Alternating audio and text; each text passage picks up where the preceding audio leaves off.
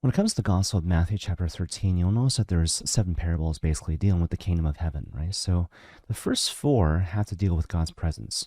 Where is God in the world? Where is he working? How is his grace being made manifest even right now in the context of the world? And so these parables include the parable of the sower, the parables of the weeds and the wheat, the parable of the mustard seed, and the parable of leavened bread. But then, of course, we suddenly transition to the final three parables: the parable of the buried treasure, the parable of the pearl of great price, and the parable of the dragnet. And so the whole idea is that once we come to identify God's grace and God's presence in the world, the only thing left for us to do is to actually choose. To choose to go God's way, to choose to correspond to his grace. And so for our purposes today, I want to focus exclusively on those last three parables to emphasize again the importance of choice when it comes to the spiritual life. So when it comes to the parable of the buried treasure, the story here is relatively simple and straightforward. So basically there's this guy, he's walking around, and all of a sudden he discovers this treasure which is buried in the field. And so the first thing I want you to notice here is that you don't discover a buried treasure simply by staying at home. Now that said, the takeaway message isn't simply to go outside, but rather to live with a reflective heart, to not just allow ourselves to be plunged into stress and busyness and distracting forms of pleasure, but again to live the reflective life, to kind of examine our choices to see whether or not these choices actually conform with our underlying desires to be happy, to be at peace, to be conformed to our final end, if you will. And so, for example, let's say you make a decision which in retrospect was a bad decision.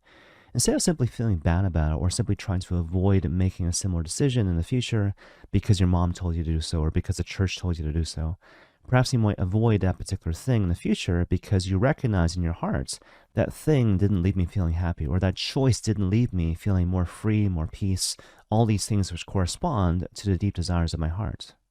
Okay, so that's kind of the first thing. Again, this invitation to live with a reflective heart. But the second thing I want you to notice here is that this guy who's the principal actor when it comes to the parable of the buried treasure, he has this intuition, this correct intuition, that in order to properly possess this treasure which is buried in the field, he can't simply steal the treasure, he has to actually acquire the field, which requires him to sell everything to purchase that same field.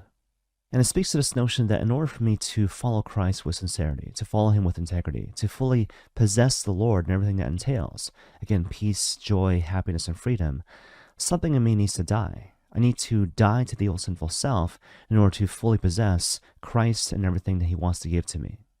But that, of course, leads us again to the second parable, and that again is the parable of the pearl of great price. Now, the story here, again, is relatively simple and straightforward, right? So there's this merchant. He's been searching for fine pearls for much of his life. He has many pearls in his possession.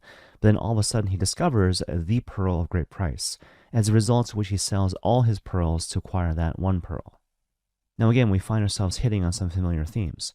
And so, again, we encounter this invitation to live with a reflective heart. And we also find this familiar point that in order to fully possess the Lord, we need to give him everything and hold back nothing. But that said, there are a couple things I want to bring to your attention which are unique and specific to this particular parable. And so the first thing I want you to notice here is that this merchant in this particular parable, he simply refuses to settle. He simply refuses to give his heart entirely to that which simply does not satisfy. And the thing I want to draw your attention to is how amazing this particular quality actually is. And so if you think about it, shades of that really famous story that you find in the book of Genesis, the story of Adam and Eve, where in preparation for giving him the gift of Eve, the one to whom he is called to give himself in this covenantal relationship, the Lord parades before Adam a bunch of animals, as if to say to Adam, do these things do it for you, right? Do you feel you're called to intimate communion with the lobster, the chimpanzee, the cow, if you will? And of course, what the Lord is doing in giving Adam the particular task of naming the animals, he's basically preparing his heart for that which is to come. But more to the point, in the meantime, Adam is called to be honest, to never settle in terms of giving his heart entirely to that which is simply beneath his own dignity and worth. And again, that's precisely what you find in the context of this particular parable, right? And so, again, you have this merchant, and God bless him, he doesn't know exactly what he's looking for, but he knows that he will know it when he finds it. But in the meantime, again, he simply refuses to give his heart to that which is less, to give his heart to that which is false. But that brings us to the second takeaway message with regards to this parable, and for my money, this is the most important part. And so you'll notice in the context of this parable, there's a certain kind of tension in the text. And so again, if you look at how the story actually plays out, the merchant sells all his pearls once he discovers the pearl of great price. But if you think about it from a strictly financial perspective, that would seem to be a somewhat imprudent move. And so the more prudent thing would seem to be for the merchant to sell many of his pearls, perhaps even most of his pearls, to acquire, again, the pearl of great price. as opposed to selling all of his pearls, because what if it doesn't work out, if you will? But you see, the key to resolving this particular tension in the text is to realize that once the merchant acquires the pearl of great price, he's done being a merchant. So despite the enormous amount of time and effort he must put in to learn his craft, to distinguish between different pearls of different value, at the same time, once he discovers again the pearl of great price, he's done being a merchant. So the resolution in his heart going forward, even though it might sound kind of strange, is to spend the rest of his life in contemplation, to fully enjoy simply being the presence of this pearl of great price, the thing he was always looking for in retrospect throughout the course of his life. And you see, in this, we're meant to discover this really subtle but important message, to really appropriate the value of contemplation.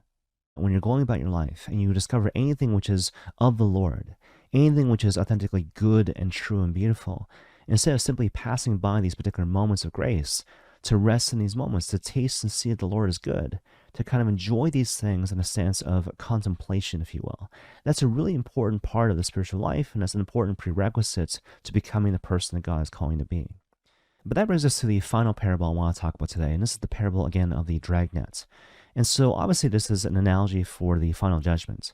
And so basically, as the parable goes, there's this special type of net called a dragnet, which is dragged through this body of water, as a result of which it catches a whole variety of different fish. And then, of course, the net is dragged to the shore, and the fish are then sorted out. And so the good ones are kept, and the bad ones are kind of thrown away. And so again, it's this really striking image of the final judgment. Now again, a couple takeaway messages here. And so first of all, this notion that everyone will be judged based on his or her own merits. And you know that because the net catches every fish of every kind, which is to say, for example, that a goldfish will not be expected to be a trout, and vice versa.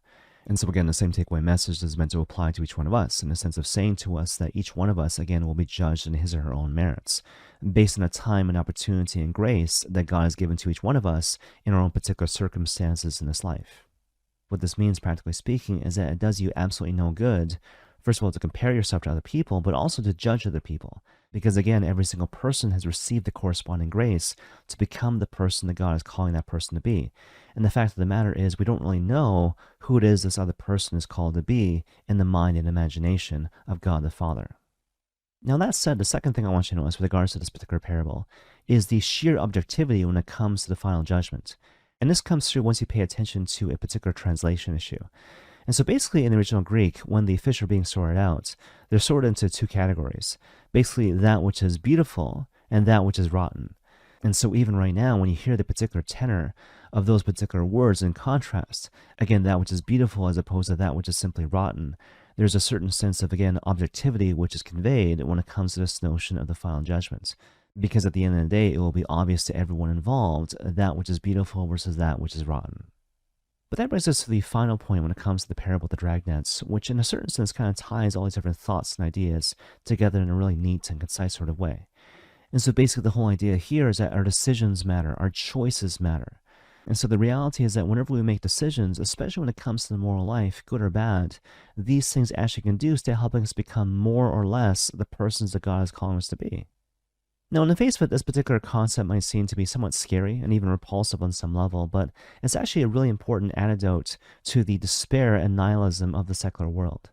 Because if you think it through for a sec, if our decisions have meaning and our choices have meaning, what that means, obviously, is that our lives have meaning. Our existence has meaning.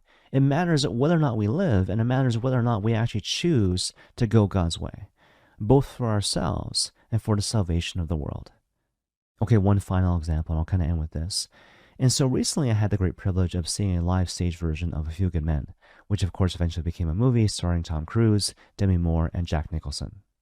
And without going into a whole lot of detail, the characters played by Demi Moore and Tom Cruise are basically lawyers who are defending these people who are accused of murder, right? And so there's a certain point partway through the play where the Tom Cruise character wants to get off the record. So he's frustrated with the case, he doesn't think they have a chance of winning, and so he wants to get off in terms of being the solicitor of record. But then what happens is that the Demi Moore character, speaking in reference to the two men whose lives are on the line, says to the Tom Cruise character, "These guys don't need a lawyer, they need you." And even though it's a really brief scene, I really love it because it really helps to illustrate this thing we're talking about today. Because in the mind of the Tom Cruise character, he's thinking, it doesn't matter whether or not I give up. It doesn't matter whether or not I step to the plate because simply another lawyer can step in and kind of fill in the gap. Whereas in contrast, the Demi Moore character is saying to him that the difference is actually huge. Your choice whether or not to actually go God's way and become the person that God's calling to be, makes all the difference in the world. Because the thing you got to realize is that when the Lord says to you, as he does to each one of us, take up your cross and follow me, that is very much a personal invitation.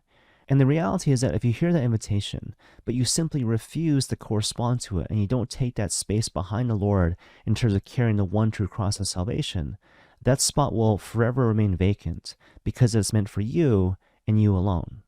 Whereas in contrast, if you have the wherewithal to, first of all, listen to the call and then correspond to it by giving the Lord everything and holding back nothing, well, then all sorts of really interesting possibilities arise, both for you and for the rest of the world.